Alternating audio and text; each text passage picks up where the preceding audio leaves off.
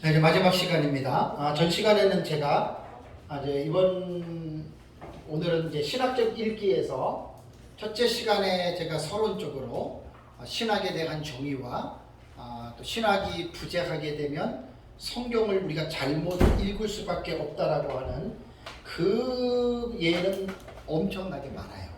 그래서 한 5-6가지 정도 제가 이제 말씀을 제가 이제 드렸습니다. 그리고 이제 두 번째 시간에 4대 신학의 카테고리에서 이제 주경신학적으로 우리가 이제 요한계시록을 읽어야 된다. 그러니까 뭐 성경은 이렇게 공부를 해야 되는 거예요. 뭐 제가 이걸 다 알아서 한 것도 아니고 계속 제가 공부하는 방향들이 포괄적으로 공부를 하기 때문에 이제 이런 부분들을 저도 이제 보면서 이제 공부를 해 나가는 거죠. 중요한 것은 뭐냐면 이제 직접적인 부분에는 요한계시록을 우리가 어떻게 읽어야 되느냐고 할 때의 대안으로 이런 신학적인 입장을 가지고 읽자는 겁니다. 제 얘기는. 뭐 전천년이냐 무천년이냐 후천년이냐 세대주의냐 이래가지고 뭐 서로 자기 것만 옳고 뭐 나와 다른 나는 틀리고 뭐 싸우고 이러지 말고 객관적으로 내가 알고 있는 그 종말론을 이렇게 정말 그 신학적 입장을 가지고 당신 말할 수 있느냐. 그러면 자기 나름대로의 신학적 입장이 뒷받침이 되어서 제가 아까 말씀드린 대로 그 부활의 문제 말씀드렸잖아요. 그죠? 제가 그냥 얘기를 하는 게 아니에요. 민 목사님한테 배워서 계속 연구를 하고 서기적으로나 뭐 조직신학적으로나 여러 가지를 계속 연구를 하거든요. 그래서 이제 그걸 가지고 정리해서 내어놓으면 그것이 이제 학문적으로나 논리적으로나 합리적으로 그것이 인정이 되면 그건 잘못된 건 아니에요. 그래서 이제 말씀을 드리는 겁니다. 지난 시간에 이제 조직신학이 있고 이번 마지막 시간에는 이제 역사신학입니다. 요한계시록을 마구잡이로 읽지 말고 역사신학적으로 요한계시록을 읽어야 한다. 이제 그런 내용입니다. 역사신학이라고 하는 것은요, 신약 성경이 완결된 뒤에 초대교회 이후로 교회와 성도들의 역사를 다룬 학문을 역사신학이라고 합니다. 그래서 다른 말로는 교회사라고 말을 합니다. 그래서 교회사에는 초대교회사, 중세교회사, 종교개혁사, 근세교회사, 현대교회사, 한국교회사 등 있어요. 이것만 역사신학이 아니라 이제 기독교 교리사도 이제 포함이 됩니다. 그 다음에 이제 사상사, 신조학, 선교 역사, 그리고 넓게는 구약시대의 이스라엘과 고대 역사도 포함을 합니다. 근데 이제 이거는 넓게 본 거고, 일반적으로 역사, 신학, 그리고 교회사예요. 구약은 안 들어갑니다. 근데 이제 어떤 사람은 넓게 봐서 구약시대와 이스라엘 고대 역사까지 보는 거.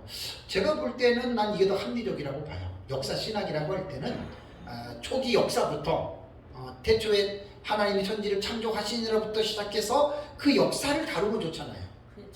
그렇죠. 그래서 저는 이제 그러나 이제 대체적으로 학자들이 분류하는 역사신학에는 교회사만 봅니다. 그래서 이제 저는 이제 이렇게 보죠. 자, 우리가 받은 신학 사상은요, 어느 날 갑자기 하늘에서 뚝 떨어진 게 아닙니다. 그래서 기독교 교리사, 사상사를 배우다 보면은 초대교회의 에베소 공회부터 시작해가지고 7 공회가 나오죠. 그게 다 뭐냐면 교리사예요. 사상사예요.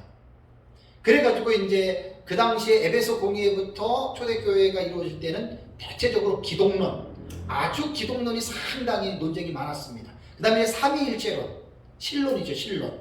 그러니까 이러한 역사적인 어떤 흐름을 통해서 이 교리가 사실은 발전된 거예요, 교리가 발전이 된 거죠. 그래서 우리가 물려받은 신학은 어느 날 갑자기 떨어진 것이 아니라 예수님 시대 사도들, 그 다음에 속사도,를 교부들이라고 하죠. 그 다음에 하나님의 시대마다 하나님께서 세우신 종들, 신학자들을 통해서 하나님의 계시가 해석되어져 왔고 연속적으로 지금까지 여러 번 내려왔습니다. 그러면 전체적인 거는 제가 이야기를 안 하더라도 요한계시록을 역사신학적인 입장에서 우리가 한번 살펴볼 필요가 있다는 거예요. 요한계시록이 기록된 이후에 우리의 신앙의 선조들은 어떻게 요한계시록을 이해했을까? 여러분 궁금하지 않아요? 그러니까 우리는 이러한 기본적인 지식이나 신학적 입장을 배제하고 나는 누구한테 배웠어? 어떤 교수가 그래? 나는 이게 이래. 그렇게만 알고 있다면 그건 조금 안타까운 거예요. 그러니까 누가 뭐라고 했다라고 하기보다도 그 누구라고 하는 한 사람 이전에 그러면 그 사람은 누구한테 배웠겠습니까? 그럼 그 사람은 누구한테 배웠겠습니까? 자꾸만 물어보면은 이게 원초적으로 가거든요. 처음으로. 그래서 요한계시록을 우리가 역사적 전천년만 한다고 역사적 전천년만 오라, 이것도 편협적이에요. 학문은 그렇게 되면 안 돼요. 아까도 이 목사님하고 잠깐 말씀을 드렸는데, 루이스 버컵 같은 경우는 위대한 조직신학자예요. 상당한 조직신학자인데 종말론 부분에 있어서는 나는 무천년을 딱 아주 이제 추정한다고 아예 얘기를 하고, 그러고 나서 이제 무천년에 대해서만 좀 얘기하고 상대적으로 전천년과 세대주의에 대해서는 객관적인 입장에서 볼코페 책에는 써 있지 않습니다. 조금 제가 좀 아쉬웠어요. 왜냐하면 학자들은 내가 보고 있는 것도 맞겠지만은 객관적인 차원에서 학문적인 부분들을 서술해야 됩니다. 그게 여러분 정말 중요한 거예요. 이게 조금 더 심해지면 내 것만 옳고 너는 나와 다르기 때문에 너는 틀리다라고 말할 수가 있고, 또 논쟁하고 격돌하고 이제 정죄할 수도 있는 그런 상황까지 갔기 때문에 이제 그런 것들은 서로가 피하는 게 좋습니다. 제가 쓴 책에 보면은 서론을 보면 2000년 교회사를 통해서 종말론이 어떻게 다루어져 왔는지 제 책 서론에 잘 나와 있어요. 이제 아까도 우리 김홍성 목사님 말씀을 하셨는데, 제 설교를 주일날 올려놓으면 보통 한 두세 번 듣는데요. 제 설교를 강의도 들어보면 처음에 들을 때 하고 두 번 들을 때 하고 세 번째 들을 때 느껴지는 게 다르다 그래요. 맞아요. 어떤 사람들은 제 설교가 1시간이잖아요. 1시간. 어우 지겨워. 그러면 못 듣는 거예요. 근데 공부를 해야 되겠다라고 들으면 재미있어요. 그리고 제가 하는 설교는 막무가내로 하는 거 아니에요. 철저하게 체계적입니다. 철저하게 체계적으로 합니다. 사실 그렇게 하기도 힘들어요. 하나님의 은혜니까 하는 거예요. 그러니까 좀 끈질기게 집요하게 완전하게 배우겠다고 하는 사람들한테 좋지만 시간 없어, 정신 없어, 이런 사람들은 사실 듣기 힘들어요. 요한계시록은 그렇게 간단한 게 아닙니다. 그러니까 배우는 사람이 확실하게 배우지 않으면 확실하게 못 가르칩니다. 꼭 기억하셔야 됩니다. 두세 번 정도 이렇게 보통 들으신다고 하더라고요. 그러니까 엄청나게 유익이 돼요. 그리고 아까 또 뭐예요? 설교하다 보면 자기도 모르게 나온대요. 왜 그런 줄 아세요? 내가 먹었잖아요. 내가 이해를 했잖아요. 그러니까 나오는 거예요. 그래서 제가 늘 말씀을 드리잖아요. 잘 배우는 사람이 제일 잘 가르쳐요. 잘 배우지 않는 사람은 못 가르쳐요. 잘 배워야 됩니다. 계속 연구하셔야 됩니다. 그리고 제가 가르치는 종말론은 뭐 그냥 체계 없이 가르치는 거 아니에요. 아주 정확한 제가 쓰는 용어 막간 본경 있잖아요. 그것도 꼭 사용을 하세요. 딱 머리에 해놓고, 제가 도표 하나 책에 보면 있잖아요, 그죠? 막간 계시군하고 본경 계시군 있잖아요, 그죠? 그래서 이제 본경으로는 11 본경이고 막간 계시로는 7막간인가, 7막간 되죠, 그죠? 그거를 딱 해놓고 딱 요한계시록을 가르칠 때는 이 외형상으로 보는 구조, 이거 되게 중요합니다. 되게 중요합니다. 우리가 지금 풀어야 될 열쇠가 뭐냐? 왜 하나님이 6장부터 19장까지 44가지의 사건을 왜 왔다 갔다 하게 했느냐? 그거 우리가 설명해 내야 돼요. 그래야지 완성이 되는 거예요. 이 계시록이. 한 60% 정도는 지금 나름대로 제가 풀어놨기 때문에 계속해서 풀어갑니다. 그러면 완벽한 요한계시록에 이거 해석이 됩니다. 완벽하게. 그리고 이제 이거 맨날 배운 대로 첫째는 여기, 둘째 여기 이거 위험합니다. 왜? 이렇게 했어요. 근데 조금 아는 사람이 목사님 질문 있습니다. 왜 이래요? 그럼 말 못하잖아요. 그럼 애들마다 쪽팔리는 거예요. 막 자신있게 가르쳤는데 질문을 딱 하면 이게 그런 허점들이 되게 많아요. 아침에도 이제 이호기 목사님이 제 파일을 어떤 사람이 좀 이렇게 원판을 좀 이렇게 파일로 받을 수 없겠느냐 그래가지고, 그건 안 되지요. 그 어떻게 파일을 줘요? 그리고 저거 갖고 가도 제 강의를 안 들으면 몰라요. 그냥 이거고 이래. 그러면 질문 있다 그러면 그 사람 찍소리 못해요. 그런 게 아니에요. 그러니까 제가 지금 하는 거는 계속해서 체계적으로 가기 때문에 시간이 많이 걸립니다. 시간이 확실하게 배워두시면 확실하게 배운 사람이 확실하게 가르칩니다. 그렇다면 초대교회와 초대교부 시대에는 기본적으로 우리가 이해해야 될 게 신학이 정립되지 않은 시대예요. 그냥 사도 요한계시록 쓰고 사도 요한 죽고 나서 이제 교부들이 속사도들이 나와가지고 막 전도하고 뭐 안디옥이나 그다음에 알렉산드리아나 뭐 로마나 막 이런 데서 막 기독교인들이 많아져가지고 막 이제 뭐 예수 믿고 은혜 받고 뭐 여러 가지로 막 할 당시이기 때문에 신학 자체가 정립이 되는 게 아니라 그때 출발되는 시점이에요. 그렇기 때문에 신학이 정립이 안 되고 모든 신학적 입장들이 점진적으로 체계화되는 과정이기 때문에 뚜렷하게 신학적 입장이 형성되지 않았던 것이 여러분 초대교부 시대입니다. 그렇다면 초대교부 시대에는 이 요한계시록을 어떻게 이해하고 있었고 역사적 전천년의 종말론을 초대교부들이 가졌다고 하는데 도대체 뭘 믿었느냐 궁금하죠, 그죠? 그러니까 이것을 우리가 전천년을 믿는다고 전천년만 미화할 필요는 없어요. 2000년 역사를 그대로 서술하는 그게 역사신학이에요. 그거를 목사님들이 이번 주 오전 예배, 오후 예배 설교한 거 있죠, 제가 우리 교회에서 그 내용이에요. 지금 그 원고 갖고 하는 거예요. 근데 내용이 워낙 많아요. 우리 교회 2시간인데 여기 지금 1시간이에요. 그냥 설렁설렁 넘어가도 들은 사람들은 이제 금방금방 이해를 할 거예요. 이거는 원고 없이도 그냥 초록 나와야 돼요. 원고 없이도. 왜냐하면 역사신학적으로 보는 게 중요합니다. 그렇다면 초대교부 시대, 초대교회 시대에 전천년, 무천년 뭐 이런 것들이 용어가 왜 나왔고 무엇을 기준으로 해서 도대체 이게 나왔을까 궁금하죠, 그죠? 요한계시록 20장 1절에서 7절에 보면은 킬리아 에테라고 하는 말이 나옵니다. 킬리아는 뭐냐면 킬리오이 에토스입니다.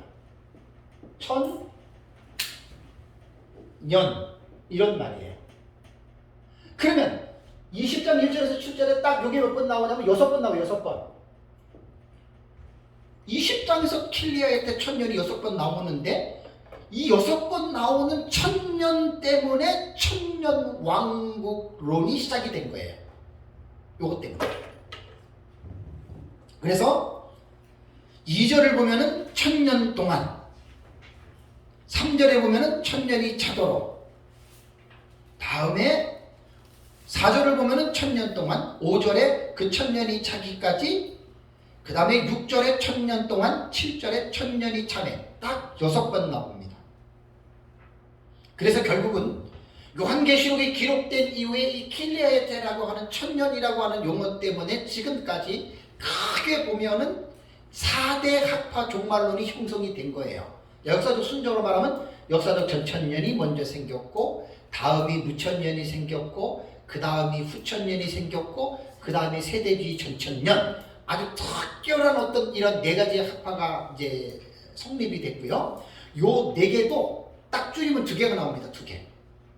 역사적 전천년과 무천년이에요. 왜냐하면 역사적 전천년 종말론에서 세대주의가 19세기에 분화가 되고 5세기에 어거스틴에서 체결된 무천년이 18세기에 후천년이 나온 거예요.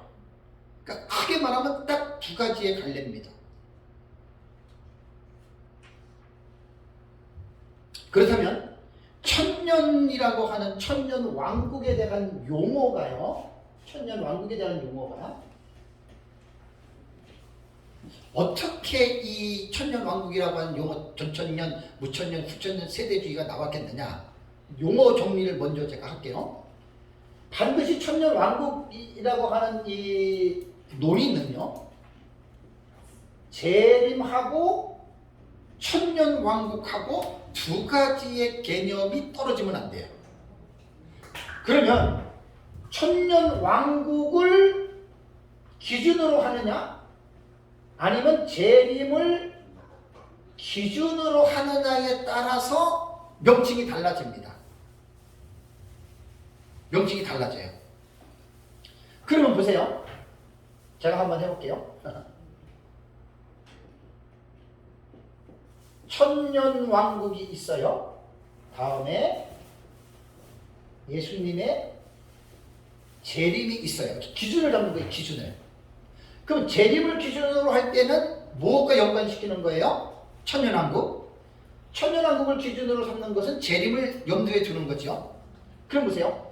천년왕국을 기준으로 볼 때 천년왕국 전에 예수님의 재림이 있다라고 말하는 사람이 있었고, 천년왕국 지난 후에 예수님이 재림이 있다라고 말하는 사람들이 있어요. 자, 재림을 기준으로 할 때 예수님 재림 전에 천년왕국이 있다고 말하기도 하고, 예수님 재림 후에 천년왕국이 있다. 이렇게 천년왕국에 대한 개념은 이런 두 가지의 개념을 꼭 머리에 담고 있어야 돼요. 요거 그림으로 그린 것이 되게 이해가 됩니다. 요게 안 되면 되게 헷갈려요. 자, 천년왕국을 기준으로 볼 때 예수님의 재림은 언제냐? 천년왕국 전에. 그래서 이것을 우리는 전천년이라고 하는 거예요. 전천년 기설. 그러면 천년왕국이 지난 후에 예수님이 재림한다. 이게 뭐예요? 후천년이에요. 딱 지금 우리가 쓰고 있는 용어는 이 기준으로 만든 용어입니다. 이 기준으로. 이 기준 아니에요. 그러면 문제가 생기죠. 무천년은 뭐냐? 아밀레니얼리즘. 무천년은 뭐냐? 우리말로 볼 때에는 천년이 없다 그러잖아요. 그렇죠? 그럼 왜 무천년에서는 천년이 없다고 하느냐? 그러니까 이게 왜 그러냐면 무천년이 태동이 될 때 어거스틴 때 태동이 됐거든요. 그러니까 무천년 용어는 잘못 만든 거예요. 왜 잘못 만들었냐? 무천년자들이 보는 입장의 천년왕국은, 무천년 입장으로 볼 때는 신약시대 전 기간이 천년왕국이잖아요. 그래서 신약시대가 끝나야 예수님이 재림하잖아요. 그럼 이 기준으로 볼 때는 무천년도 후천년이 돼야지 맞는 거예요. 그런데 무천년이라고 하는 이 용어를 쓴 것은 뭐냐면, 그 당시에 초대교부 시대에는 전천년이 득세했거든요. 그러니까 전천년이 득세하니까 이 사람들은 후천년인데도 예수님 재림한 후에 생겨지는 천년왕국 전에 예수님 재림하는 이 천년왕국은 없어. 이게 무천년의 개념이 된 거예요. 잘못 만든 거죠.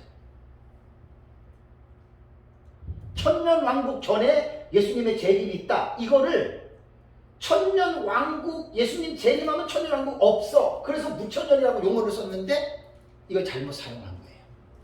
그래서 원래 무천년은 후천년이 가장 올바르고, 신약시대에 이루어지니까 현천년으로 가요. 현재 천년왕국이다. 이게 정확한 용어예요. 그런데도 아직도 종말론에 대해서 이 용어 통일을 못하고 있어요. 이거 분명히 잘못된 거예요. 이렇게 되는 겁니다. 세대주의 전천년은 똑같이 전천년, 천년왕국 전에 예수님이 재림하는데 거기에 뭐가 붙었냐면 세대주의 붙었죠. 세대. 이 사람들이 말하는 7세대입니다. 7세대. 이게 세대주의 특징이에요. 전천년은 전천년인데, 그러니까 후천년과 무천년 전부 다 천년왕국 후에 예수님 재림한다. 기준은 천년왕국으로 둔 거예요. 그래서 요 용어를 분명하게 여러분 이제 기억을 해야 됩니다. 그러면은 이제 초대교부들에 대한 이 부분들을 볼 때요. 초대교부들을 볼 때 목사님들은 이 사람들의 이름을 꼭 기억하고 있어야 되고, 이 사람들의 이름을 반드시 가르쳐야 됩니다. 왜냐하면 우리 역사적 전천년의 족보기 때문에 그렇습니다. 무조건 역사적 전천년 말씀하지 마시고 분명하게 이렇게 가르쳐야 됩니다. 자, 그러니까 초대교부 시대에는 모든 신학이 정립이 안 됐다 그랬어요. 정립이 안 됐는데, 이 전천년과 무천년을 가늠하는 구분점이 뭐냐면, 계시록 19장 11절에서 21절과 20장 1절에서 6절의 요 두 본문을 어떻게 보느냐를 딱 보면은 전천년, 우천년이 딱 나와요. 자, 계시록 19장 11절 20절은 뭐지요? 예수님의 재림이죠? 20장 1절 6절은 천년기지요? 요 두 본문이 연속되느냐? 쉽게 말하면 예수님 재림하고 연속적으로 천년기가 있느냐? 요게 전천년주의자들의 사상이었어요. 초대교도. 그러니까 우리가 지금 성경을 읽다가 19장 11절에서 20절 예수님 재림에서 아마겟돈 심판했네? 그 다음에 나오는 사건이 천년기잖아요. 그거를 그대로 연속적으로 그리고 이 천년을 문자적인 천년으로 또 장소는 이 땅에서 요게 전천년설이 시작이 된 거예요. 그러면 이렇게 봤던 사람은 누구일까? 이렇게 봤던 사람은 자 보세요. 족보를 잘 아셔야 돼요. 여기서도 몇 번 했어요. 사도 요한이 계시록을 기록한 원저자지요. 사도 요한의 제자는 2명이 있습니다. 뭐 몇 명 있었지만 몰라도 제가 본 책에서는요. 폴리가 아주 유명한 제자의 폴리가 69년에서 155년까지 살았던 분이고 또 하나의 제자는 누구냐면은 파피아스입니다. 파피아스도 70년에서 155년. 이 사람들이 지금 초대 교부들이에요. 교부들. 그 다음에 요한의 제자는 아니지만 폴리각과 파피아스의 동시대에 살았던 사람이 누구냐면 순교자 저스틴입니다. 저스틴 마타이잖아요. 103년에서 165년.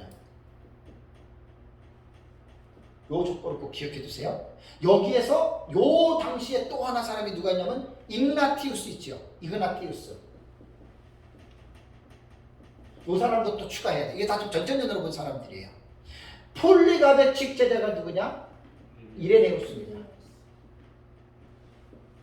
이레네우스는 130년에서 202년. 이레네우스와 동시대에 살았던 제자가 누구냐면 터툴리아누스입니다. 데르툴리아누스라고도 뭐 천주교 계통에서는 이야기하고요. 160년에서 225년.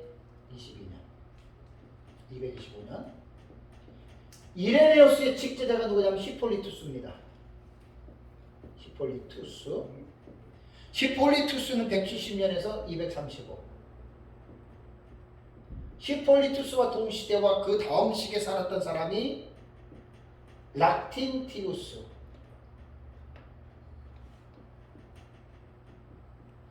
(240년에서 320년)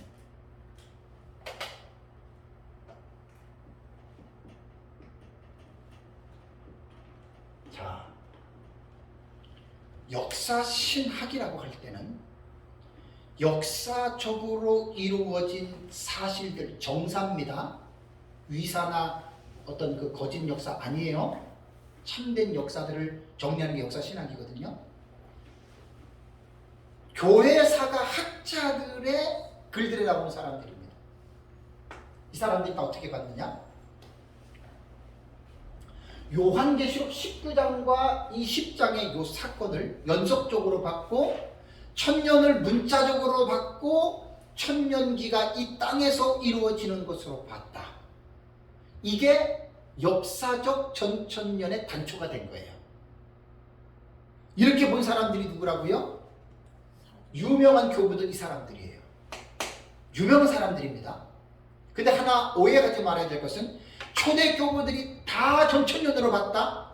그거 아닙니다. 그런 말은 하면 안 됩니다. 유명한 교부들 중에 이 사람들의 저서들이 있기 때문에 이분들은 최소한 그렇게 봤다. 그래서 이제 보통 3세기 혹은 4세기 길게는 8세기까지 봅니다. 역사적 전천년설이 이제 이렇게 사람들에게 어필이 되고 역사적 전천년설로 보았다라고 하는 것을 3세기, 4세기, 뭐 8세기까지 보거든요. 그 순교자 저스틴이 천년왕국을 문자 그대로 이해하고 예수님이 재림하면 당장에 예루살렘에 건설될 것이다. 이것도 사실 문제가 많은 게 뭐냐면 여러분 예수님 재림하죠. 7번째 대접의 사건을 지금 초대교부들도 생각을 못한 거예요. 7번째 대접에서 지금 어떻게 돼요? 세 갈래로 갈라지죠. 지금 있는 이 지구의 모양의 형체가 있을 것 같아요? 없을 것 같아요? 없어요. 제가 우리 설교 3주 전에 했던 거 한번 천년왕국 그거 꼭 한번 보세요. 이 세상 심판. 여러분 이 성경은요 모든 지식을 동원해서 성경을 봐야 성경을 아는 거예요. 지구가 어떻게 생겼어요?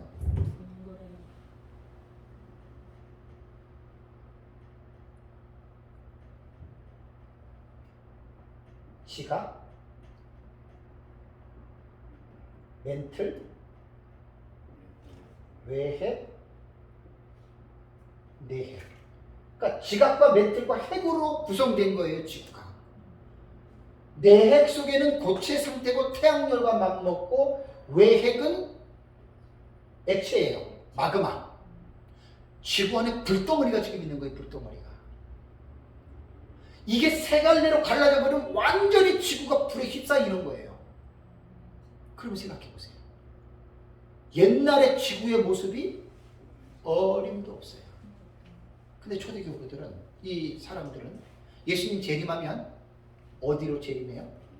감람산. 그죠? 재림까지는 맞아요. 재림 이후에 심판을 당하잖아요. 지구 형체가 없잖아요. 근데 어떻게 예루살렘이 나와요? 어떻게 예루살렘에서 수도가 돼요? 그러니까 신학자들이 초대교회 교부들이 이 종말론의 시나리오를 자세히 몰랐던 거예요. 전체주의자들. 우리가 이제 연구를 하니까 딱 나오잖아요. 성경에 나오는 예루살렘은 비유적인 면으로 지구 자체가요, 여러분. 보세요. 폐허가 된 지구를 1291, 1335일 개시, 그게 그 내용이거든요. 불타는 기간, 재창조 기간, 재단장. 그럼 지금의 지구처럼 하나님이 만들 것 같아요? 아니에요. 그럼 그때 어떻게 봐야 되냐면 지구 전체가 예루살렘 성으로 해석하면 돼요. 왜? 천년왕국에는 이것도 문제가 많아요. 불신자들이 들어가서 산다라고 하는 사람들, 조지 레드도 그렇게 보고 한정건 박사님도 그렇게 봐요. 전천년주의자들 천년왕국에 불신자들 들어가 산다고 봅니다. 근데 우리는 그렇게 안 봐요. 천년왕국에 불신자 살 것 같으면 천년왕국이 뭐 필요해요? 구원받은 자만 사는 곳이에요, 천년왕국. 그러니까 완전히 예수 그리스도 왕이 되셔가지고 천년왕국 지구 새롭게 재단장한 지구 자체가 예루살렘이라고 하는 성격을 형성하는 거예요. 이렇게 보는 게 정확한 거예요.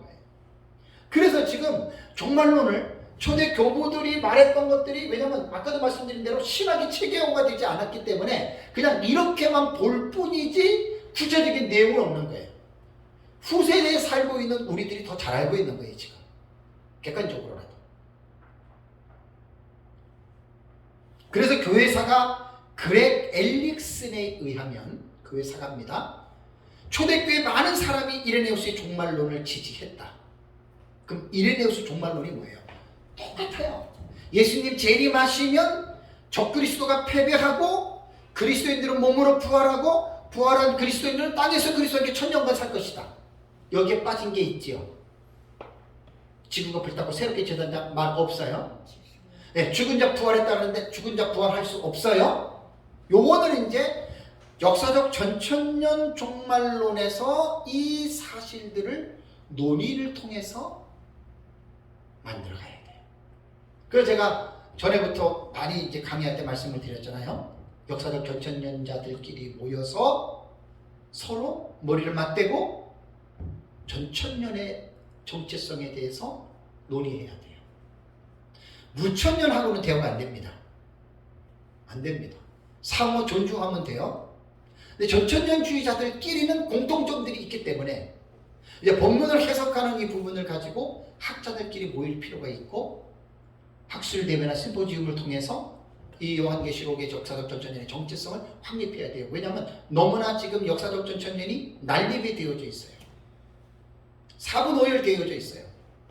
도대체 어느 장단에 춤을 춰야 될지 모를 정도로 역사적 전천년이 넓어져 있어가지고 제일 종말론 공부할 때 역사적 전천년 공부하기가 제일 힘듭니다. 제일 힘듭니다. 그래서 이제 저는 그것을 감히 한국교 앞에 내가 지금 내놓는 거예요. 놀이 제목을. 근데 하나님이 하시면 하시죠? 그죠? 하나님이 하시면 하십니다. 누굴 통해서 하실지는 몰라도 하나님이 저에게 그런 기회를 주신다면 하나님에 의해서 저는 이 일이 가능하다고 봅니다. 제가 이제 전천년 계열의 한국에 있는 신학자들 몇 명은 없어도 기도하면서 그분들하고 좀 만남을 좀 생각하고 있고, 제가 요번에 책이 하나가 더 나오면 그 책 2권만 있으면 됩니다. 딱 역사적 전천년의 종말론은 스승 민 목사님한테 배운 내용을 신학적으로 학문적으로 뒷받침해서 객관적인 입장에서 이제 그걸 딱 내놓으면 그 책 2개만 읽으면 충분히 저는 아마 이제 그런 모임도 가능하리라고 저는 생각합니다. 제가 이제 준비해 놓는 거예요. 준비. 자료만 준비해 놓으면 되거든요. 그럼 토론이 돼요. 그래서 그렉 앨리슨에 의하면 이제 이레네우스 종말론을 초대교회에 많은 사람들이 지배를 했는데 우리가 보는 것과 똑같은 거예요. 부활론에서 좀 차이가 있지만 그렇게 보고요. 19세기 후반에 필립 샤프도 그런 얘기를 했습니다. 니케아 이전 시대의 종말론에 있어서 가장 놀라운 점은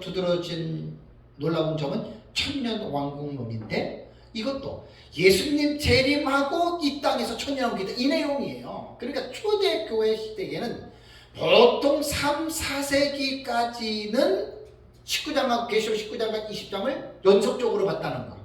그리고 문자적으로 보고 이 세상에서 이루어지는 것이라고 여러분 봐야 되고, 그 다음에 이제 스케빙돈 우드라고 하는 학자도 아마도 이레네우스가 가장 역사적 전천년에 이 부분에 있어서 가장 적절한 옹호자였을 것이다 라고 이렇게 말을 합니다. 자, 그럼 한번 보실까요? 히폴리투스나 이레네우스는 스승이 계열이 폴리갑이죠. 폴리갑의 스승은 사도 요한이죠. 그러면 그렉 앨리슨이나 필립 샤프 같은 역사학자들이 이레네우스의 종말론을 가장 극찬했어요. 그럼 묻겠습니다. 이레네우스는 누구한테 배웠겠어요? 말 안 해도 뻔하죠? 스승한테 배우죠. 누구한테 배워요? 근데 안타까운 게 뭐냐면, 이건 거짓말하면 안 돼요. 폴리갑은 사도 요한의 직제자였지만 폴리갑이 쓴 책이 없어요. 거기에 종말론에 대한 내용이 없다는 말이에요. 다른 것은 있을지는 몰라도 종말론에서 이렇게 이레네우스처럼 천년 왕국이 이 땅에 이런 내용이 없다는 거예요. 근데 이것을 없는 것을 가지고 우리가 폴리갑도 그랬다, 그럼 거짓말이에요. 그걸 학문하는 사람으로서는 그거는 부적합한 것입니다. 그렇게 말하면 안 됩니다. 그러면 폴리캅이라고 하는 이 제자는 누구한테 배웠겠어요, 여러분? 이거는 무리한 추측이 아니에요, 그죠? 또 억지도 아니에요. 폴리갑이 누구한테 배웠겠어요? 요한계시록을 기록한 요한에게 배웠을 거 아니에요, 그죠? 그러니까 결국 천년기설을 전천년기설자들이 초대교부들이 보았던 것들은 억지도 아니고 무리한 추측도 아니고 요한계시록 19장과 20장의 본문을 그대로 봤다라고 하는 것은 저는 그렇게 믿습니다. 누가 뭐라 그래도 사도 요한이 저는 그렇게 봤다고 믿는 사람이에요. 그러나 고집은 부리지 마세요. 개인의 주관적인 확신이나 이걸로는 말하지만 이걸 가지고 막 무천년설자들을 막 그냥 물으려고 하고 그러면 안 됩니다. 신사적이지 않습니다.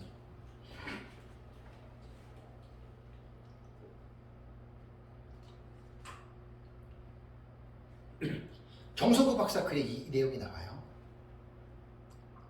제가 봐도 무리한 추측 아니죠? 이 유명한 교부들이 3, 4세기까지는 이렇게 믿었어요. 이것이 역사적 전천년기설의 시작이 된 거예요. 그 외에 무슨 요한계시록에 대해서 14만 4천이 뭐고 첫째 부활이 뭐고 첫째 신발이 뭐고 이런 거는 몰라요. 이 사람들의 저서가 없으니까.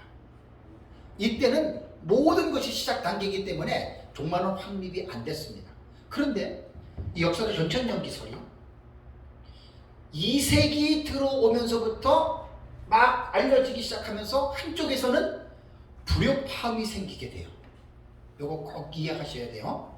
불협화음이 뭐냐면 이 불협화음 때문에 역사적 전천년설이 쇠퇴합니다. 결론부터 말하면 5세기에 어거스틴에 의해서 무천년설이 대안으로 자리를 잡습니다. 왜 어떻게 그렇게 됐을까요? 역사적으로 말씀을 드릴게요. 역사적 전천년의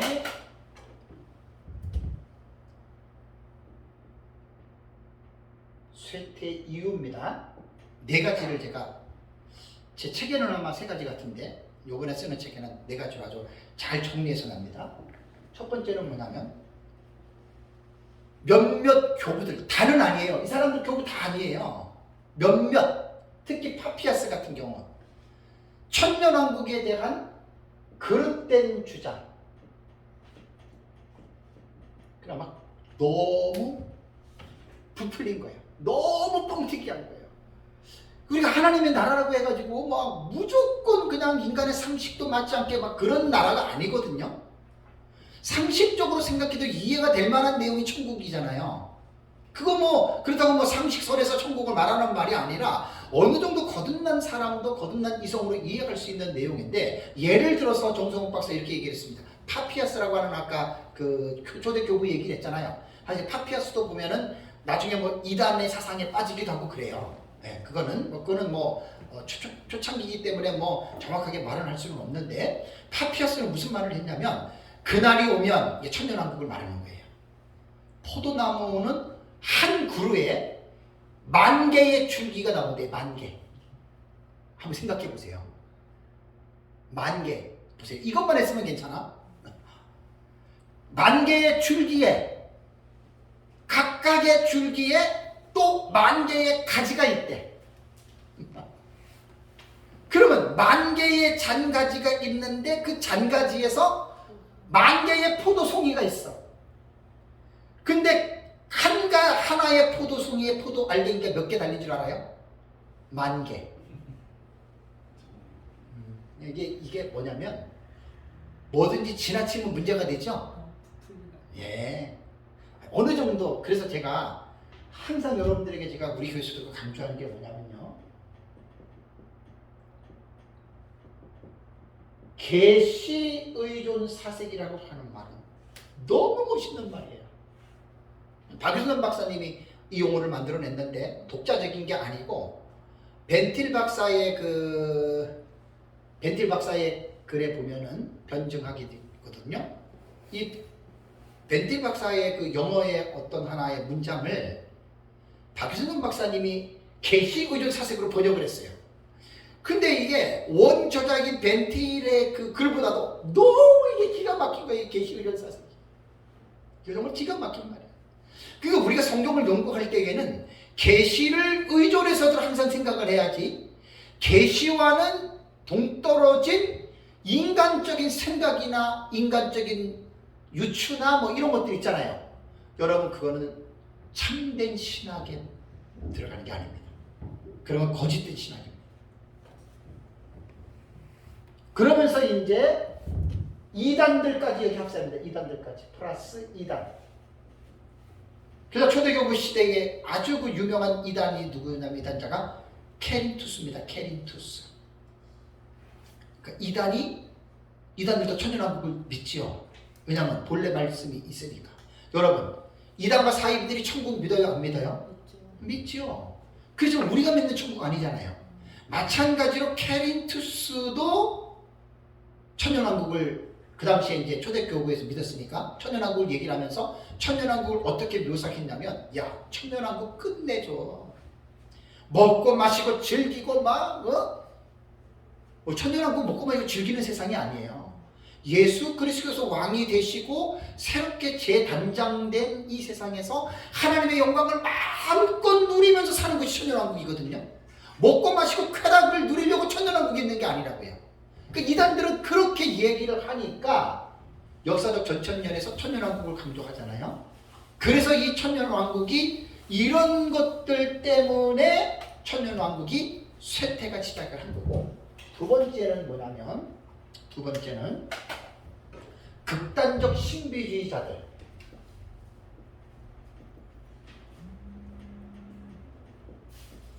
극단적 신비주의자들 때문에 천년왕국이 이제 배척을 점점 당하기 시작합니다. 이 말이 뭐냐면, 몬타누스파, 초대교부 시절에 보면 몬타누스가 나와요. 몬타누스파, 이게 시한부종말론자들이죠. 몬타누스파가 예수님 재림 날짜를 딱 정해놨어요. 곧 예수님 재림한다. 이건 아주 몬타누스파는 광적인 신도들의 집단이에요. 광적인 신도들의 집단. 요즘으로 말하면 은사주의, 신사도주의 계열입니다. 여기서 여예언자 프리실라와 막시밀라라고 하는 두 여자를 놓고, 이 여자들이 기도하며 환상을 보고 예언을 해요. 몬타누스파에 나타나는 특징입니다. 그리고 이 사람들은 뭐라고 신도들을 가르쳤냐면, 천년왕국이 도래가 빨리 오려면 신도들이 단식을 해야 되고, 독신 생활을 해야 되고, 성생활을 자제해야 되고, 생식을 해야 되고, 자선 순교를 해야 천년왕국이 빨리 온다. 그러니까 완전히 금욕주의잖아요. 또 이건 그죠? 금욕주의잖아요. 그러니까 이제 이러한 무리들이 소아시아 그 프리지아 지방이라고 하는 데서 막 이 몬타누스파가 막, 우리나라 막 옛날에 그 다미 선교 해가지고 막 마포 난리가 났잖아요. 그죠? 이런 식으로 이렇게 된 거예요. 이러한 것들이 천년왕국에 대한 부정적인 인식을 사람들에게 가져오게 됐다 그 말이에요. 세 번째는 우화적인 성경 해석.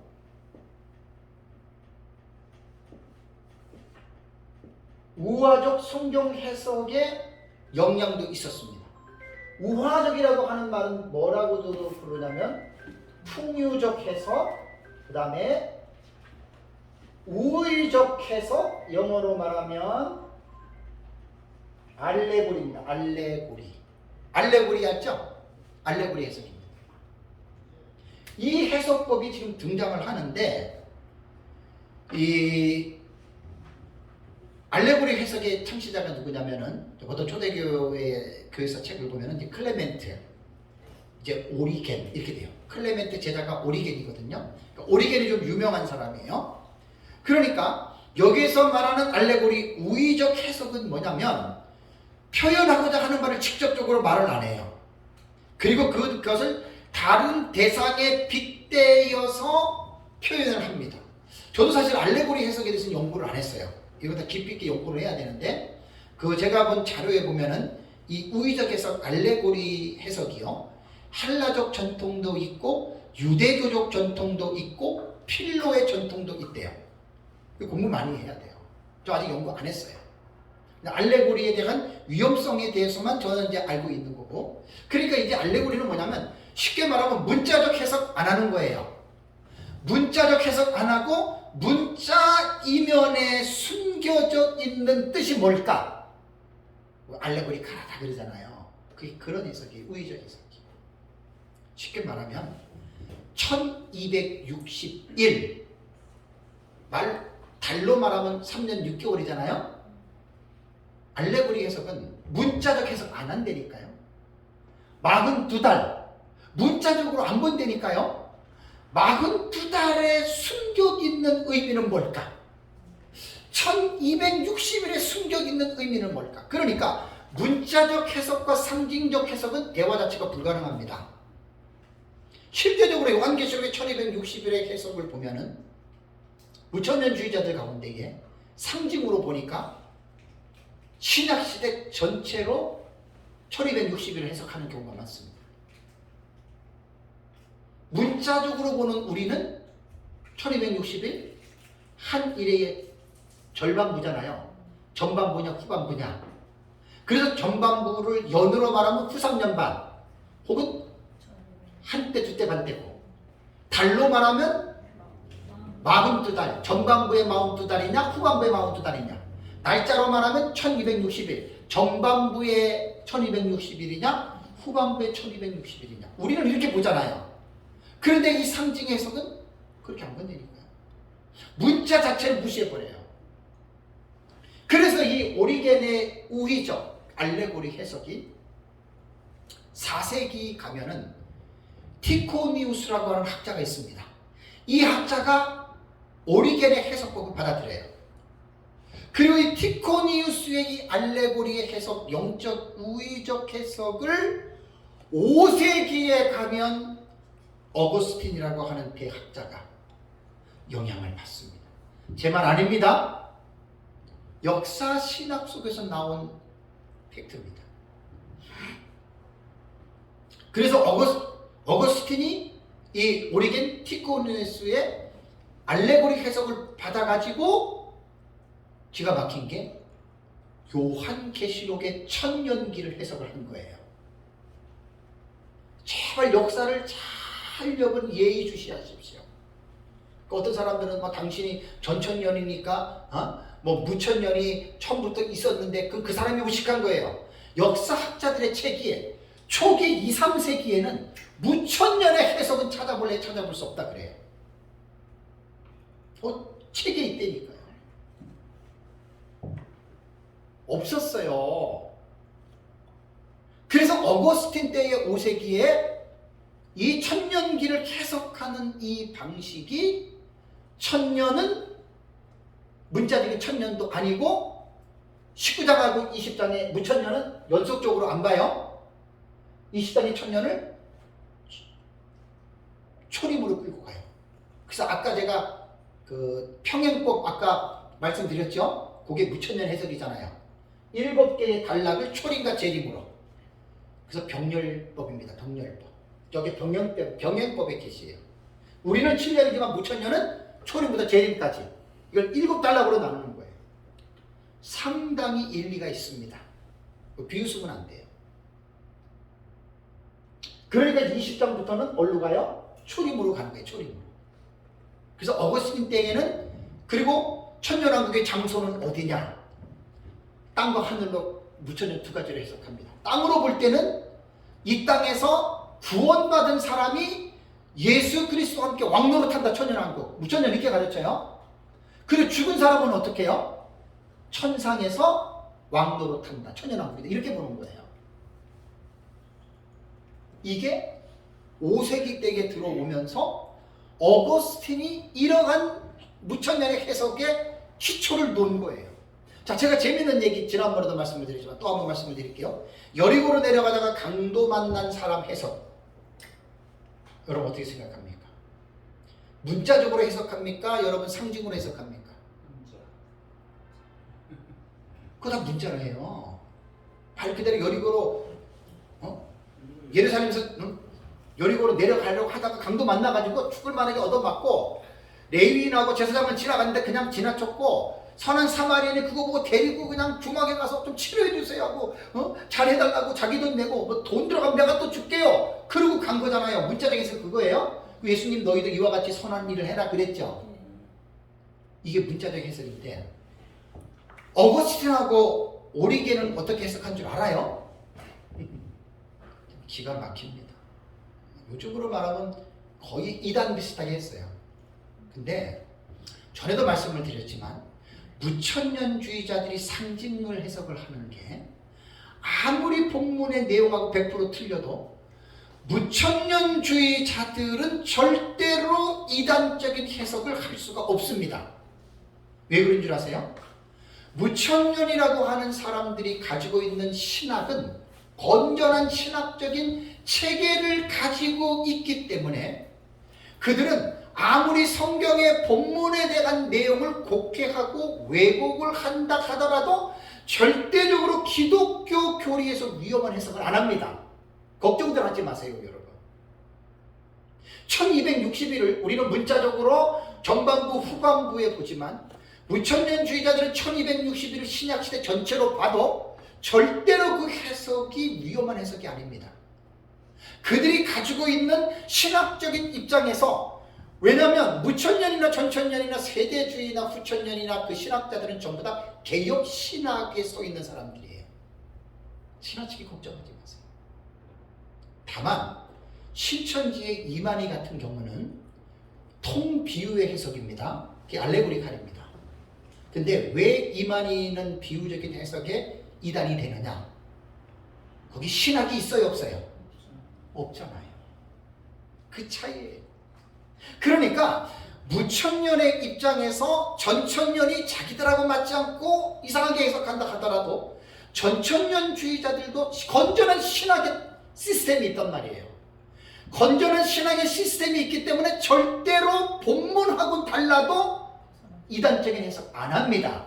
이 말은 뭐냐면 전천년이든 무천년이든 후천년이든 세대주의든 아무리 위험하다 하더라도 마음을 놓으시라는 얘기예요. 제 얘기는. 이단과 사이비들은 신학이 없기 때문에 알레고리로 들어가면 위험합니다. 그래서 길성남 교수님의 성경이 무엇을 말하느냐, 그 책은 꼭 사보시면 좋아요. 알레고리 해석에 대해서 기가 막히게 놓은 책이에요. 제 책에 이제 요거 내가 인용을 합니다. 여러분들 저기 강의한 있죠, 그죠? 요거 그대로 보세요. 자, 오리겐이 해석한 거는 아닌데 오리겐이 동의했어요. 그럼 오리겐의 해석과 같다는 거죠. 여리고로 내려가는 사람, 오리겐으로 할게요. 아담이다. 뭘 말하는 거예요? 우리는 그냥 사람이잖아요, 그죠? 문자적 해석은 아담이다. 예루살렘은 뭐냐? 오리겐은 낙원이다. 어거스틴은 하늘에 있는 평화의 도시다. 이 땅이 아니에요. 여리고는 뭐냐? 오리겐은 세상이고 어거스틴은 우리의 죽을 운명을 상징하는 달이다. 강도들은 뭐냐? 오리겐은 적대 세력이고 어거스틴은 마귀와 그의 사자들이다. 강도들이 옷을 벗겼다. 오리겐은 없고 어거스틴은 불멸성을 빼앗았다, 사람한테. 다음에 그를 때렸다. 어거스틴은 죄를 짓도록 유혹했다. 거의 죽은 채 내버려졌잖아요. 오리겐은 죄로 인해 영적으로 죽었으나 절반은 하나님을 아는 지식으로 아직 살아있다. 여러분 한번 들어보세요. 제사장은 레위인은 그대로 얘기를 하고요. 그럼 선한 사마리아인은 누구냐? 우리가 볼 때는 선한 사마리아는 그냥 사람이지만 예수님이다. 똑같이 그리스도다. 상처를 싸매줬다. 오리겐은 불순종이다. 어거스틴은 죄를 억제시켰다. 참 이런 말이에요, 여러분. 이거랑 그거 주세요. 이거보다 다시. 다음에 짐승은 뭐냐? 오리겐은 주님의 몸이다. 어거스틴은 그리스도의 몸이다. 주막은 뭐냐? 둘 다 교회다. 두 데나리온은 뭐냐? 오리겐은 성부와 성자다. 어거스틴은 사랑의 두 계명이다. 주막 주인은 누구냐? 오리겐은 교회의 수장이고 어거스틴은 사도 바울이다. 다시 돌아온다는 사마리아의 약속은 뭐냐? 오리겐은 예수님 재림이다. 어거스틴은 그리스도의 부활이다. 어때요? 이 해석법을 여러분 수용할 수 있습니까? 못하죠? 이거를 어거스틴이라고 하는 대학자가 여리고로 내려가다가 강도 만난 자의 이웃에 간 본문을 문자적으로 읽지 않고 상징으로 읽은 해석입니다.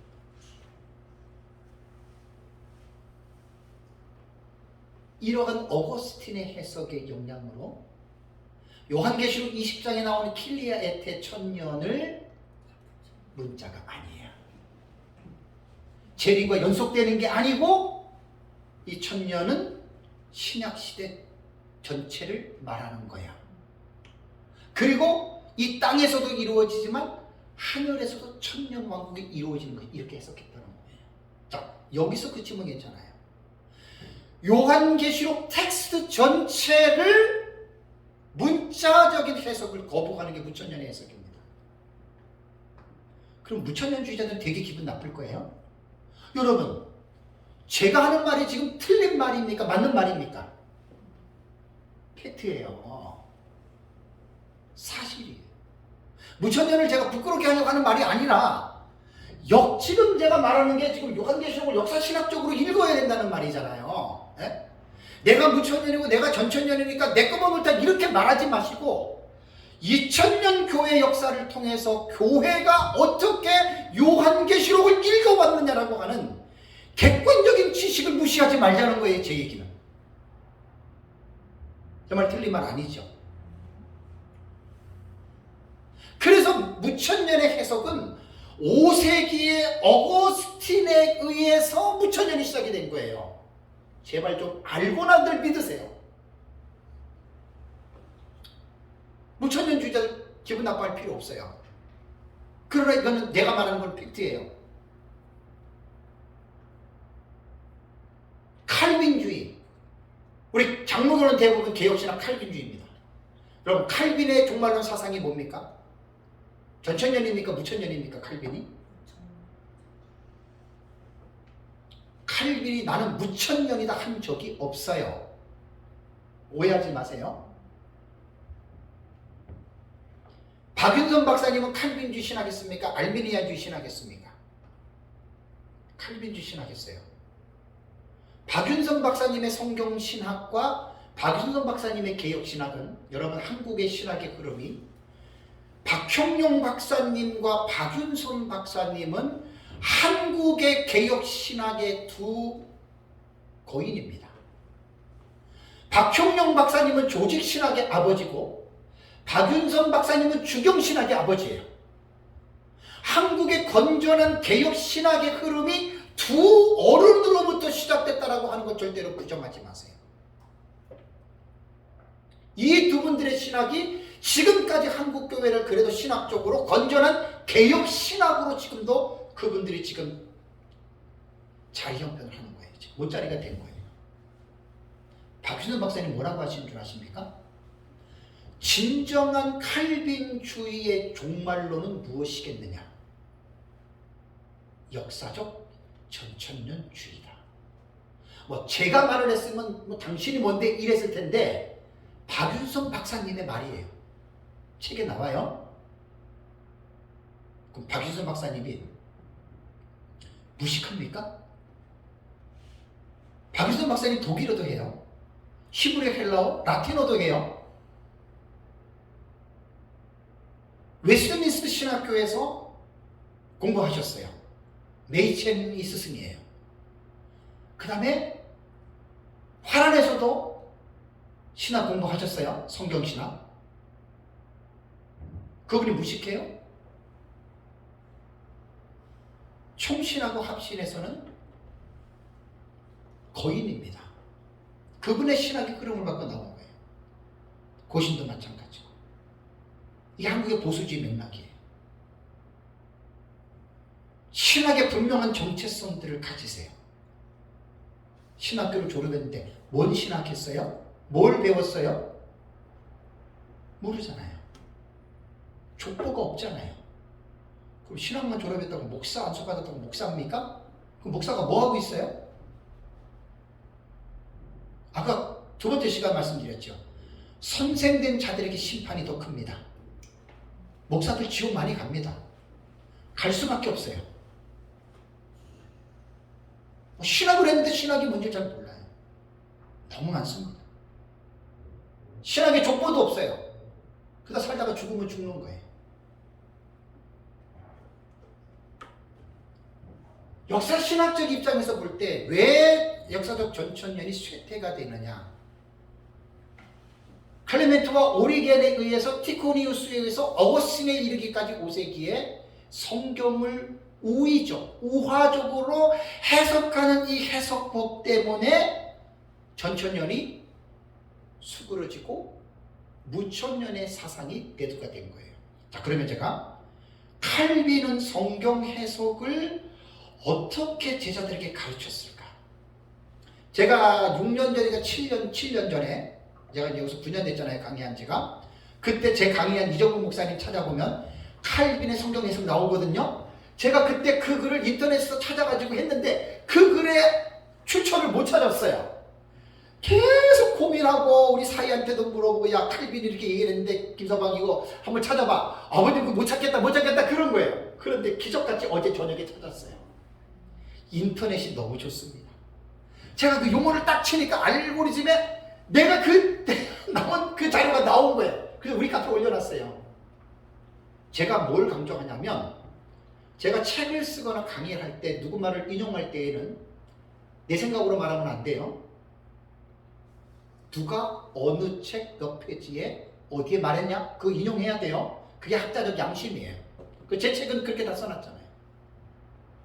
거기에 나왔는데 그러니까 이게 뭐냐면 이제 1차적인 원자료는 아니에요. 이 사람도 칼빈을 연구해서 썼기 때문에 제가 이제 책을 쓸 때는 원자료를 기독교 강의에서 찾아내야죠. 예, 괜찮아요. 근데 이분의 내용을 다시 한번 말씀을 드릴게요. 칼빈은 무분별한 풍요적 해석을 거부했습니다. 자, 아까 조금 전에 말씀드린 루터 있잖아요. 루터 또한 길성남 교수님 책에 보면 어거스틴과 오리겐처럼 루터도 이렇게 알레고리를 해석했대요. 그 본문을. 근데 칼빈은 아니에요. 칼빈은 제자들에게 뭘 가르쳤냐면 무분별한 풍요적 해석을 하지 말아라. 그러면서 기독론적인 의미에서는 풍요적 알레고리 해석을 해라. 신학에 뭐가 있죠? 타이폴로지, 모형론이에요. 모형론. 그러니까 이 모형론은 칼빈이 전체의 모든 성경을 타이폴로지로 보지 말고 기독론의 입장에서만 알레고리 해석을 해라. 단 지나친 모형 해석은 하지 말아라고 칼빈이 그렇게 여러 번 당부를 했습니다. 제자들한테. 칼빈은 뭐냐면 성경 해석은 문자적 해석을 우선으로 해라. 이걸 그렇게 칼빈이 제자들에게 가르쳤습니다. 제 말 아니에요. 사실 역사적 전천년의 종말론의 해석은 텍스트를 문자적 해석을 우리는 중시합니다. 그렇다고 해서 세대주의처럼 모든 텍스트를 문자로 안 봐요. 그 세대주의에 치우친 거죠. 무천년은 모든 텍스트를 다 상징으로 봅니다. 그러니까 무천년과 세대주의는 극과 극이에요. 완전히 극과 극이에요. 역사적 전천년은 문자적 해석을 중시하지만 상징 해석 우리도 많이 해요. 역사적 전천년의 종말론이 가장 제가 볼 때는 중간에 서 있습니다. 이거 꼭 기억하세요. 그러니까 이런 것 때문에 이제 역사적 전천년이 쇠퇴하게 된 거고, 마지막 네 번째는 뭐냐면 정치적인 문제입니다.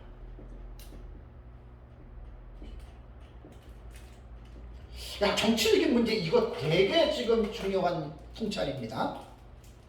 자, 기독교가 초대교회 때 로마 제국이 기독교를 전 세계를 지배하고 있었죠. 그죠? 그런데 로마 제국은 황제 숭배이기 때문에 기독교를 절대적으로 용납하지 못합니다. 칼리큘라라든가 네로라든가 도미티안 이 황제들은 자기가 신이 되고 싶은 욕망이 너무나 강해서 유대인들에게도 제국 신민들에게 자기를 신으로 경배할 것을 몇 차례 요구했습니다.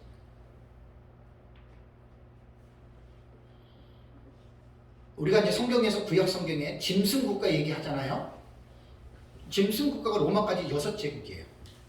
애국, 아수르, 바벨론, 메데바사, 헬라, 로마. 이건 역사적인 기본적인 걸 여러분들 꼭 기억을 하고 있어야 됩니다. 근데 로마 제국의 역사가 어떻게 일어나냐면, 초대교회 시대에, 교부 시대에 일어나다가 로마가 기독교를 핍박을 하잖아요. 그래서 사실은 로마 제국 하에 기독교인들은 로마에서 어떻게 살았냐면 땅속으로 들어가서 사는 거 아시죠? 카타콤. 땅속에서 수백 년을 살았어요. 왜? 예수 믿으면 잡히면 죽어요. 불이익을 당해요. 그래서 그 당시에 로마 제국 하에 있는 그 로마시에 있는 기독교인들은 목숨 걸고 예수 믿었습니다. 지금 우리나라 같은 이 경우에 기독교 신앙, 뭐 예수 신앙, 참 정말 고난과 어려움 한번 탁 닥쳐보세요. 누가 진짜 예수 믿는지, 목사들부터 시작해서.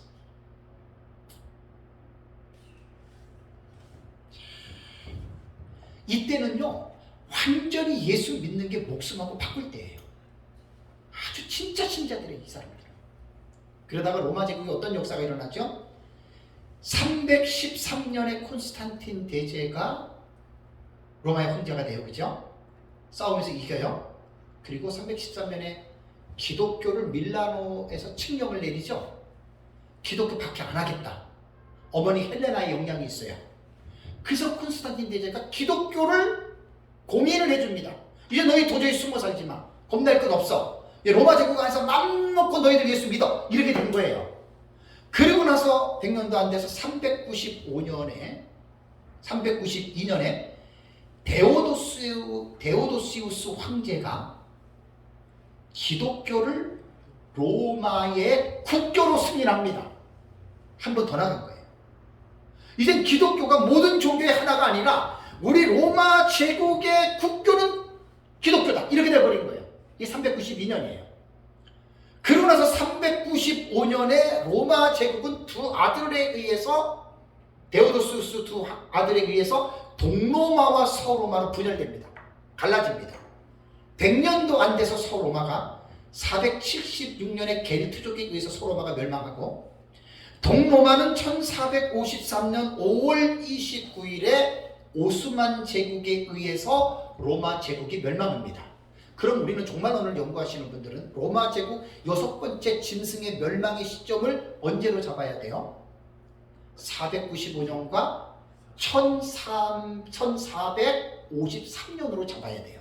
그게 6번째 짐승이 멸망하는 시점이 1453년이에요.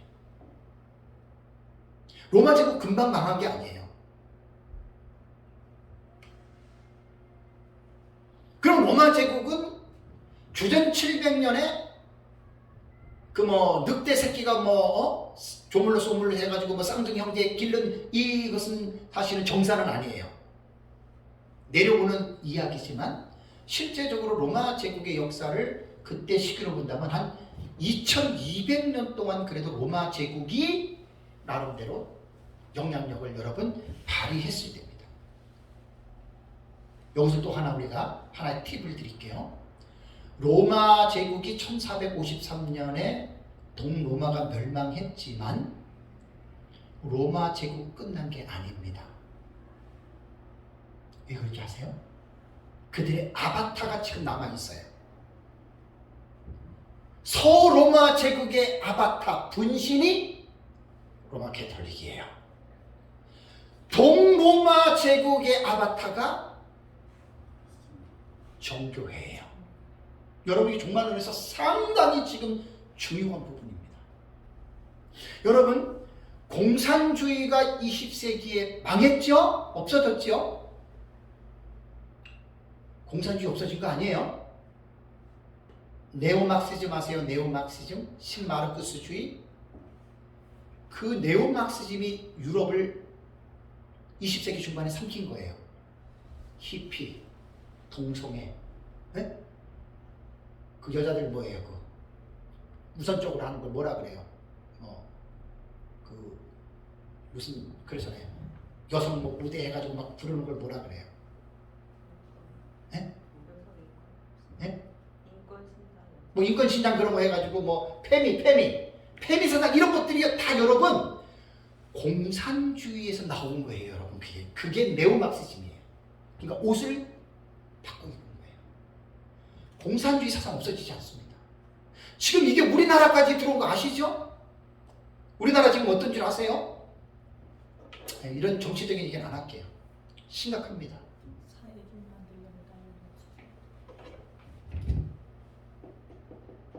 진보가 뭐예요?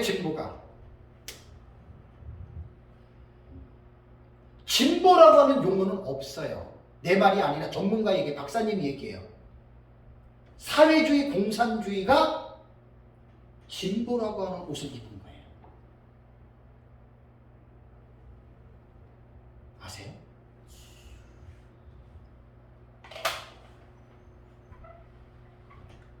그러니까 이 로마 제국이, 자, 그렇다면 이제 본론으로 들어가겠습니다. 왜 정치적인 문제로 역사적 전천년이 쇠퇴하느냐? 나는 이 이유가 가장 크다고 보는 게, 역사적 전천년의 종말론은 어때요? 예수님의 재림 외쳐야 돼요? 안 외쳐야 돼요?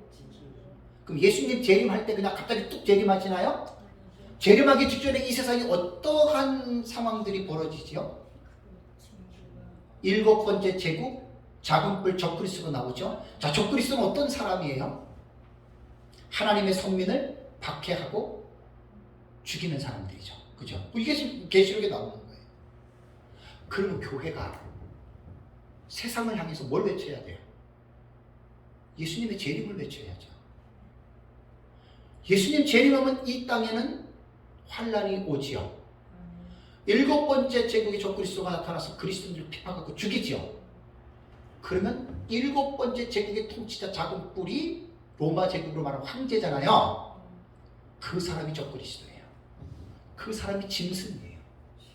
로마 제국 하에서 신학자들이 로마 제국을 향해서 이 소리를 외칠 수 있었어요? 없었어요? 없었죠. 여기서 하나 생각을 할 수 있어야 돼요. 313년에 공인이 되고 392년에 로마가 기독교가 로마의 국교회로 공인이 될 때에는, 국교회로 될 때에는 기독교 자체는 초대교회의 사상을 그대로 지금 물려입고 가는 거죠. 그죠? 로마라고 하는 나라가 기독교를 국교로 승인하고 로마 제국이라고 하는 국가의 공권력으로 기독교를 지배하게 됐죠. 이것이 최소한 AD 590년 그레고리 1세 황제 때까지는 나름대로 에베소 공의회, 그 다음에 무슨 공의회 초대교회 있잖아요. 그 니케아 공의회, 에베소 공의회, 이런 공의회 시대까지는 그래도 기독교의 명맥을 잇고 나갈 때입니다.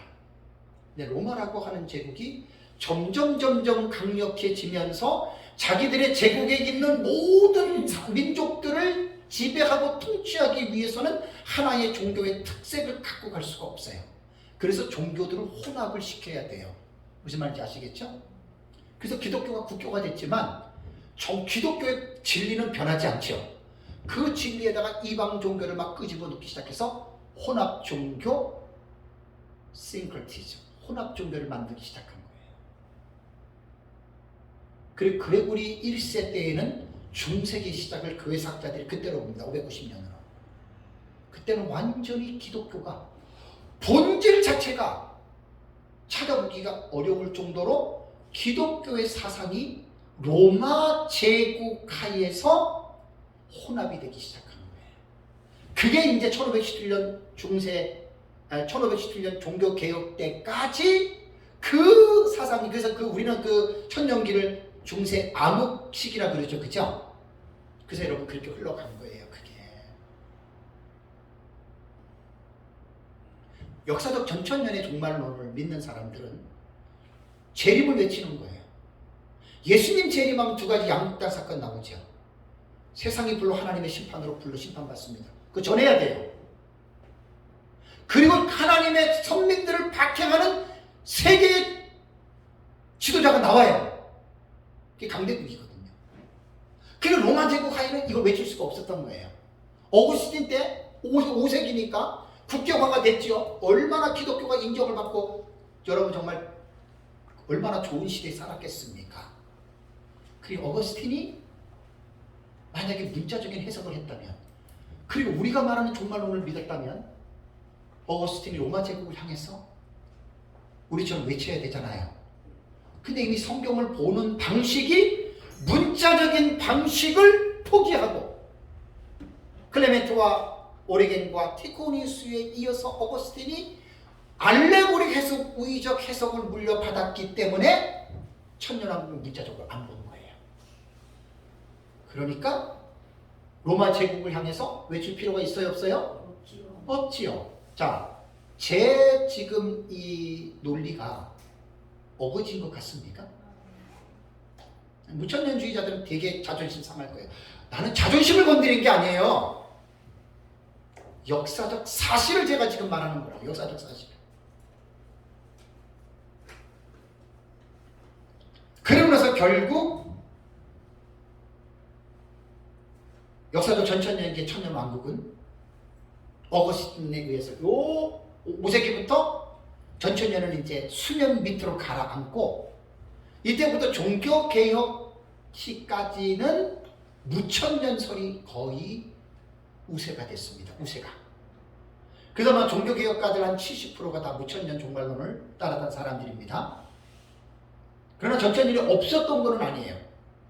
청교도의 유명한 신학자들이나 그런 건전한 신학자들이 20, 30% 정도는 역사적 전천년기설을 가지고 나갔습니다. 그러다가 어떠한 일이 역사 세계에서 이제 나타나냐면, 무천년설이 종교개혁이 지나고 나서 이제 약간 핀트가 어긋나는 시점이 있습니다. 그것이 뭐냐면 후천년이라고 하는 포스트 밀레니얼리즘, 아까 말한 후천년 기억나시죠? 천년왕국 이후에 예수님이 재림한다라고 하는 후천년기설이 대두가 됩니다. 이거는 후천년설은요 무천년기설에서 분화가 된 거예요. 거의 무천년과 해석이 같습니다. 근데 특징이 틀린 게 뭐냐? 천년왕국에 대해서 달라요. 아주 분명히 달라요. 토마스 아퀴나스는 어거스틴의 신학을 이어서 후천년설을 발전시켰고 이후 18세기에 이르러 후천년설은 큰 변화를 겪게, 여기서 후천년은 무천년을 말하는 거예요. 18세기의 유니테리안 주석가인 다니엘 휘트비에 의해서 후천년기라고 하는 설이 무천년에서 후천년기로 자리를 조금 이렇게 옮기거든요. 여기에서 둘 다 이 무천년의 종말론의 도표는 이렇습니다. 예수님 초림, 재림이잖아요. 무천년은 신학시대 전 기간이 천년왕국으로 보는 반면에 후천년은 예수님 재림 직전 어떤 한 시기에 천년왕국이 시작된다. 문자적인 천년일 수도 있고 상징일 수도 있다. 근데 요 천년의 특징은 뭐냐면 후천년은 낙관론이에요. 지상의 모든 사람들이 거의 다 그리스도인이 될 것이다. 되게 기분 좋아요. 그러면서 모든 사람들이 이제 그리스도인들이 되면은 이제 그때 예수 그리스도께서 영적으로 이 천년왕국의 세상을 다스릴 것이고, 그러면서 이제 천년왕국이 끝날 것이다. 그렇다면 왜 이러한 수천년의 사상이 태동된 줄 아세요? 아닐 땐 굴뚝에서 연기 안 나죠. 처녀가 애를 낳아도 핑계가 있죠. 왜 이런 사상이 나온 줄 아세요? 이게 18세기 부흥기 시대입니다.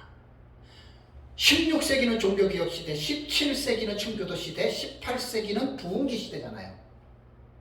영국하고 유럽에, 미국에 엄청난 부흥이 동네마다 막 지역이 막 회심을 하고 막 지금 대각성 운동이 일어나잖아요. 이때의 신학자들이 누구였냐면 여러분, 조나단 에드워즈, 찰스 하치, 윌리엄 세드, 로버트 댐니, 비비 워필드, 칼빈주의 3대 신학자 한 사람이 비비 워필드, 이러한 사람들이 이 후천년을 주장한 거예요. 무식한 사람들이 아니라고요.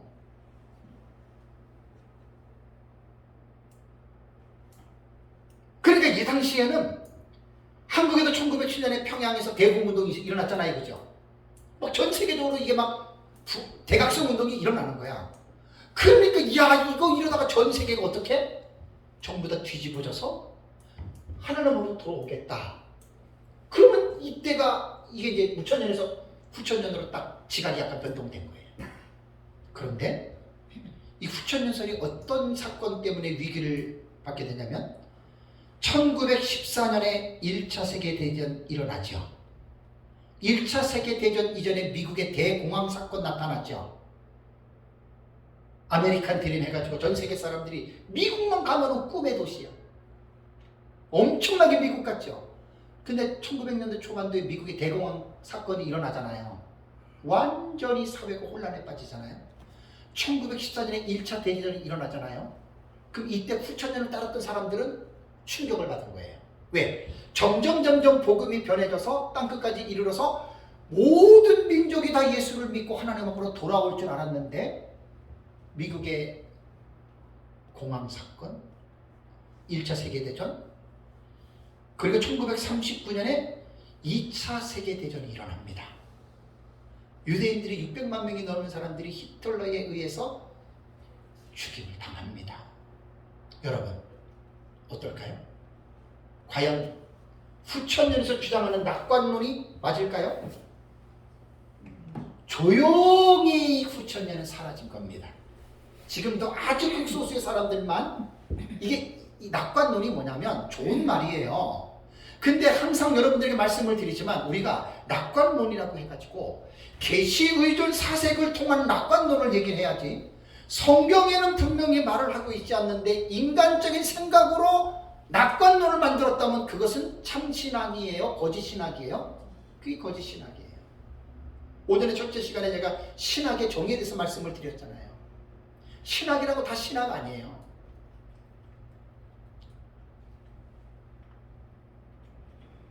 리차드 밀러가 말한 것처럼 신학의 정의는 되게 중요합니다. 참 신학이 있고 거짓 신학이 있습니다. 그래서 후천년의 낙관론은 조용히 사라지면서 19세기 들어가면서 어떤 일이 일어나느냐. 영국에서 존 넬슨 다비를 통해서 세대주의 전천년이 빵 터집니다. Dispensational Premillennials, 세대주의 전천년 기선. 엄청난 영향을 끼쳤습니다. 영국, 유럽, 미국. 무디가 세대주의 종말론 받아들였어요. 달라스 신학교도 세대주의 종말론 신학교예요. 체이퍼 같은 신학교. 스코필드 관주성경, 세대주의 신학을 우리 옛날에 톰슨 성경 처음 나왔죠. 관주성경. 미국의 최초의 관주성경 스코필드가 편집한 것에 세대주의 종말론을 가지고 있는 거예요. 그래서 그것이 미국 전역에 확 세대주의가 불붙어 버린 거예요. 그러니까 세대주의 신학이 다비에 의해서 영국에서 출발하면서 신학자들이 이게 옳은지 그른지를 분별하기도 전에 불이 확 붙어버렸다니까요. 전 세계적으로. 세대주의 종말론은 제가 여러분들이 많이 말씀을 드렸지만 성경에서 벗어난 것이 되게 많습니다. 많이 위험합니다. 예를 들어서 환란 전 휴거 성경 없어요. 예수님 재림 2번 성경 없어요. 이스라엘과 교회를 문자적으로 철저하게 구분하는 거 성경 잘못 본 거예요. 한두 가지가 아니에요. 율법과 복음이 적대적이냐? 아니에요. MRD 안에 율법과 복음 한 40년, 50년 전에 나왔잖아요. 옛날에 30몇 년 전에 내가 그 신학 공부할 때 대의원을 봤는데 그 잘못된 책이에요. 율법은 복음과 적대적인 구도가 아니에요. 그 세대주의 신학에서 다 나오는 거예요. 7세대 만들어 놓고 시대마다 구원이 다르다? 아니에요. 한두 가지가 아닙니다. 세대주의는 제가 여러분들께 많이 말씀을 드렸기 때문에 여러분들이 잘 분별하셔야 되고, 장점은 뭐냐? 세대주의 장점 몇 가지가 있지만 하나입니다. 초대교회 역사적 전천년주의자들이 가졌던 종말론을 리바이벌 시킨 거예요. 이게 장점이에요. 단점은 뭐냐? 너무나 성경과 반대되는 사상이 너무나 많아가지고 이 부분에 대해서는 목사님들이 잘 분별을 하셔서 이 부분을 봐야 됩니다. 그렇다고 세대주의가 이단이냐? 이단은 아닙니다. 잘못된 거는 많아도 이단은 아닙니다. 그리고 전에도 많이 말씀을 드렸지만 세대주의는요, 세대주의 변천사를 이해를 해야 돼요. 저도 좀 다시 좀 공부를 좀 할 필요가 있는데,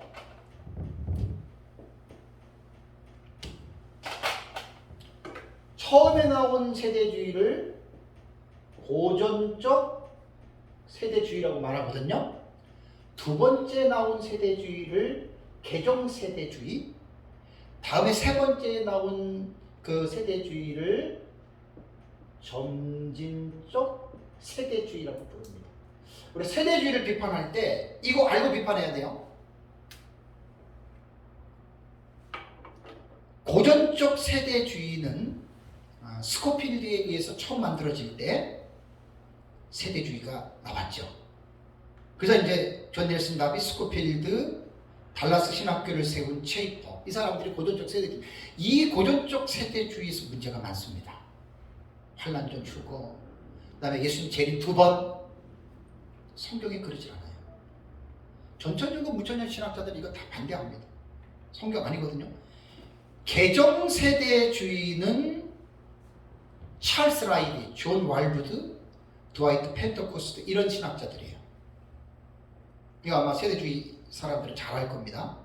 이 사람들이 1950년 후반부터 1970년대에 세대주의를 한번 점프시킨 사람들이에요.